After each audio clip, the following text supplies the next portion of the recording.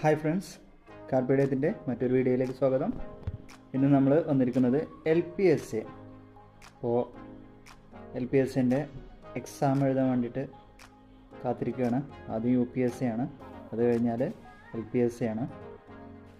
അടുത്ത മാസം അവസാനത്തോടു കൂടിയാണ്.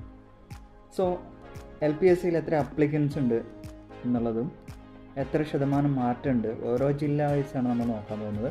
കഴിഞ്ഞ വർഷം എത്ര അപേക്ഷകരുണ്ടായിരുന്നു, ഈ വർഷം എത്ര അപേക്ഷകരുണ്ട്, ഈ വർഷത്തിൽ എത്ര മാറ്റം വന്നു, ഏത് ജില്ലയിലാണ് ഏറ്റവും കൂടുതൽ അപേക്ഷകർ വന്നത്, ഏത് ജില്ലയിലാണ് ഏറ്റവും കൂടുതൽ പേഴ്സൻറ്റേജ് ഓഫ് അപേക്ഷകർ കൂടുതൽ വന്നത്, ഏത് ജില്ലയിലാണ് കുറവ്, ഏത് ജില്ലയിലാണ് പേഴ്സൻറ്റേജ് ആയിട്ട് കുറവ് എന്നുള്ള കാര്യങ്ങളൊക്കെയാണ് LPSA ആപ്ലിക്കേഷൻ 2024 നമ്മൾ പ്രീവിയസ് ഇയറിനെ വെച്ച് നോക്കാൻ പോകുന്നത്.